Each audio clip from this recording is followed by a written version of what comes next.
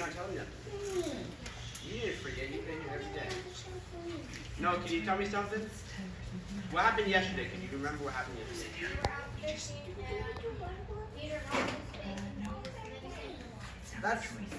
That is exactly what happened. So that's where my story picks up. You see, as soon as they got to the other side of the river, or as soon as they got to the other side of the body of water, and all the disciples just saw what just happened, they were all freaking out. They all were so excited that they were best friends with Jesus, who just did all that. They were kind of being proud of themselves, kind of talking all this, that, and the other. And Peter was talking to everybody. He was telling everybody about everything. I can't remember. But you trying to pour some juice onto the animal cracker? But eventually, Peter was walking around and he was telling everybody everything. But Jesus came up to him. And Jesus told him, before the rooster would crow tomorrow morning, you would deny me 3 times. And when Jesus told this to Peter, he was very confused because Peter was one of Jesus' best friends. They were really close. They hung out together all the time. They told stories with each other. Peter was like, no, I won't. No, I don't believe that. Peter was so confused. But then, just only a few hours later, these really, really, really crazy people came in and they took Jesus away. And Peter Peter saw what happened. So Peter started following everybody, taking Jesus. He followed him, but from a really far apart. So that's Jesus, the faith is over there. Peter was way back over here behind all this stuff, pretending no one could see him. And he was following, and until they stopped, and Peter sat by this really big campfire of all these people who were just watching what was happening to Jesus. And eventually, one of the women there saw Peter and started accusing him and said, you're one of Jesus' disciples. You're a Gentile. I know, you're one of his friends. And Peter, being really scared to see what's happening to Jesus, saying, I don't know who that is. I'm not friends with him. And then she kind of was confused. But then, a couple minutes later, a man saw Peter, heard what the woman said, and thought to himself, no, you do know Jesus. That's your buddy. Peter, the second time, said, no way. I don't know who that guy is. And there's another, completely other dude. So 3 different people. And he said, no, you know who that guy is. You know who Jesus is. You're one of his best friends. I've seen you with him all the time. And Peter, the third time, said, I don't even know who that guy is. I've never been with him. And guess what happened as soon as he said those last words? What's up, Elizabeth? The rooster crowed 3 times. The rooster crowed. That's right. Wow, and good Peter, job. As soon as that happened, as soon as he heard the crow, Peter looked over to Jesus, and Jesus saw him. And Peter was so upset, so he ran away. Peter just started running. He didn't know what to think. He was so upset with himself. Peter always thought of himself as, well, I don't want to say how he thought of himself, but Peter thought God picked him because Jesus picked him because he prayed the best prayers, or he preached the best sermons, or he gathered the most people.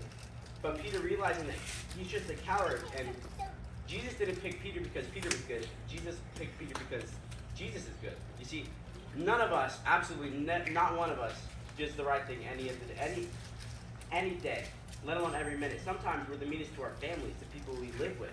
We say things to our brothers and sisters and our parents that we wouldn't say to strangers. And that's crazy that we do that, right? And but it's not always has to be that way. And to help understand how we can get out of sin, we're going to do a little demonstration if that's okay with y'all. So Eli and Luke, come up here. Woo! So we're going to pretend to be some people that we're obviously not, right? Luke, who are you pretending to be? I'm pretending to be man. Not only man, you're pretending to be every man who's ever created. Is he every person? No way, Jose. And Eli is pretending to be sin. Is he sin? Is he the... No. He's not. Yes, but no. He is not sin. And I am pretending to be God, but we all know very well I'm not God, and I don't want to pretend like I'm God. I want to make sure y'all know that, okay?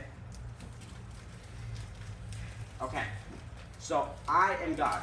I created everything in the world, and I'm perfect. That means I've never sinned before. And after everything I created man, and I love that I created him. I am man. I am every single person who was ever made. And I love that you make me to be with you. I mean, who doesn't want to be with God? I think I'm just going to walk a little bit. Excuse me. Okay, let me try this. I keep trying to get to God, but you're in my way. I know. I probably have to do some good things. Of course, that'll do it. I'll go to church. Close your eyes. I'll read my Bible. I'll feed the sick. I'll give money to the poor.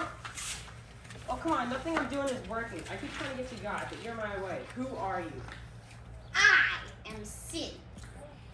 Every time, I am anything you think, say, or do that makes that guy unhappy. Every time you hit your sister, that's me. Every time you kick your brother, that's me. Every time you push somebody into the pool, that's me. I am inside you, so you can't be with him. See, I wrote the Bible to tell you about sin. Remember, I've never sinned. But sin must be punished. I wanted to be with y'all, but I am with you, so you can't be with him. see, I had a plan though. I sent my only son Jesus to come down and live a perfect life. He grew up like just y'all. He grew up just like y'all, and he never sinned. Now it's not like he never had the opportunity to. He had a very hard life, but he decided to stick to my word. Wow, he's a lot different than me. I know I haven't loved you like I should have. I love myself and the things I could get in this world. And I know I haven't done what you wanted me to do. But guess what? You are just like everybody else. See, no one ever wants to do what I say because of, Me! And there's nothing you can do about it. well, there's nothing he can do about it. But the reason I put Jesus onto the earth was to tell people about me. Tell people that I'm the way, the truth, and life. Tell people that they don't have to be living in sin. And when these bad men heard that he was telling all these wonderful things and doing all these wonderful things, they got very jealous.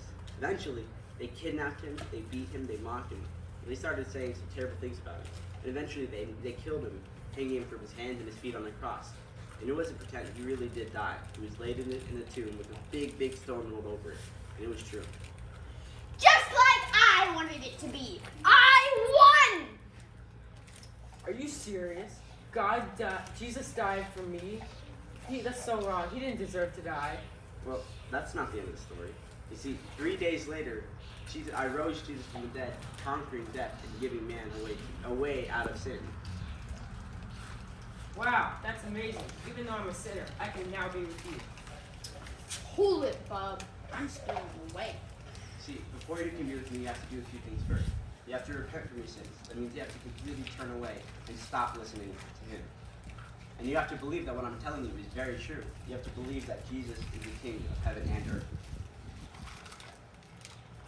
I see it now. I've been choosing to go my own way. I've sinned against you, God, but now I want you to be my God.